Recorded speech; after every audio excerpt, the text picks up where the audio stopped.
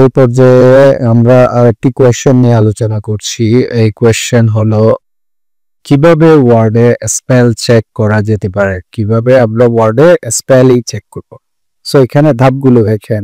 ধাপ ওয়ার্ড স্বয়ংক্রিয়ভাবে টাইপ করার সময় বানান চেক করে। সো অটোমেটিক্যালি সে বানান চেক করছে, যেমন আর এটা ও অটোমেটিক্যালি চেক করছে। উই আর ওয়ার্কিং সে অটোমেটিক্যালি চেক করছে। ওকে, সো এখানে যদি আমি যদি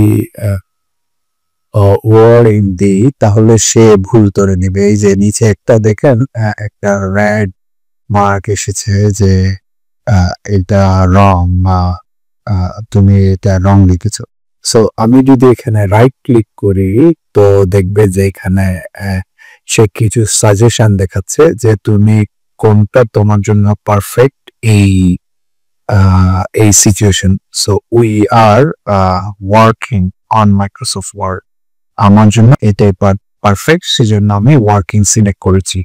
সো আপনার জন্য যদি অন্য কিছু পারফেক্ট হতো আপনি ওইটা সিলেক্ট করতে পারতেন ওর সাজেশন অনুযায়ী, ওয়ার্ড যে সাজেশন গুলা দিচ্ছে ওই সাজেশন অনুযায়ী। ওকে, সো ধাপ দিয়ে দেখেন, যদি আপনি ম্যানুয়ালি স্পেল চেক করতে চান, ধরেন আপনি ম্যানুয়ালি স্পেলিং চেক করতে চাচ্ছেন, ফর এক্সাম্পল আমি আবার কন্ট্রোল জেড দিলে এটা পূর্বের অবস্থায় ফিরে গেল।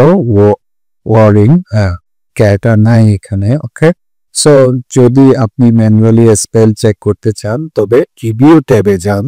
সো আমি রিভিউ ট্যাবে যাব। ওকে, এই যে রিভিউ ট্যাবে গিয়ে স্পেলিং এবং গ্রামার এইটা আমরা চেক করব। ওকে, সো এখানে দেখেন spelling grammar. So for example আমি এখানে আছি, ধরেন স্পেলিং গ্রামার যখন চেক করব এখানে মাইক্রোসফট ওয়ার্ডটাতে রং ধরেছে সে মাইক্রোসফট। এটা রং ধরার কারণ হলো এটা যে রিপিটেড ওয়ার্ড, যে মাইক্রোসফট আমি দুইবার লিখেছি সেজন্য সে রং ধরেছে। সো আমি এখানে চাইলে ডিলিট রিপিটেড ওয়ার্ড দিয়ে আমি এটা অ্যাপ্লাই করতে পারি। সো আরেকটা এখানে দুইটা, এখানে রং কয়টা ধরেছে, আমি যদি আবার কন্ট্রোল জেড দিই আমি পূর্বের অবস্থায় ফিরে যাব। এখানে দেখেন ধরেন স্পেলিং গ্রামারে গেলাম, এখানে দেখেন তিনটা রং দেখা যাচ্ছে স্পেলিং এবং গ্রামারে। সো এক নাম্বারটা হলো যে উই আর ওয়ারিং, ঠিক আছে। তাহলে এই যে কনসিডার যে ও সাজেশন দিচ্ছে ওয়ার্কিং হবে না ওয়ারিং হবে না ওয়ার্ডিং হবে। সো আমার ক্ষেত্রে ওয়ার্কিং হবে। ওকে, সো এখানে জসিম সো নামের সে কনসিডার সাজেশন দিতে পারছে না।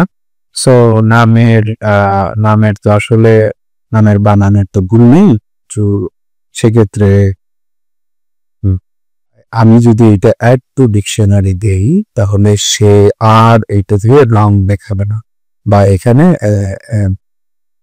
এই ওয়ার্ডটা যদি নেক্সট কোনো সময় আবার আমি যদি অ্যাড করি তাহলে সে রং দেখাবে না। সাপোজ ফর এক্সাম্পল আমি যদি এখানে জসিম লিখি তাহলে ওয়ার্ডটাতে সে আর রং ধরবে না বা নিচে লাল দাগ আসবে না। ওকে, সো এখন মাইক্রোসফট এইটার ক্ষেত্রে দেখেন এখানে সে বলতেছে রিপিটেড ওয়ার্ড। সো এই যে দেখেন দুইটা রিপিট হয়েছে, সেই জন্য সে এটাকে রং ধরেছে বা ডিলিট করে বলতেছে। সো ডিলিট, তুমি যদি চাও যে ডিলিট করতে, সো এখানে দেখেন দুটা সেম ওয়ার্ড বলতে সে বলছে ওয়ার্ড বলতেছে একটা রিমুভ করা উচিত। সো আমি ডিলিট রিপিটেড ওয়ার্ড। সো দেখেন we are working on Microsoft Word. তাহলে আমি যদি স্পেলিং এবং গ্রামার চেক করি, এখন দেখেন এডিটর স্কোর 100%, এখানে কোনো ভুল নেই। এখানে দেখেন সে আর কোনো ভুল পাচ্ছে না। ওকে, সো এইভাবে আমরা চাইলে আমরা ওয়ার্ডে স্পেলিং চেক করা যেতে পারে বা আমাদের ডকুমেন্টে আমরা স্পেলিং চেক করতে পারবো। আশা করি বুঝতে পেরেছেন। যদি কোনো কোয়েশ্চেন থেকে থাকে অবশ্যই জিজ্ঞেস করবেন, আমি চেষ্টা করব আপনাদের আনসার করার জন্য।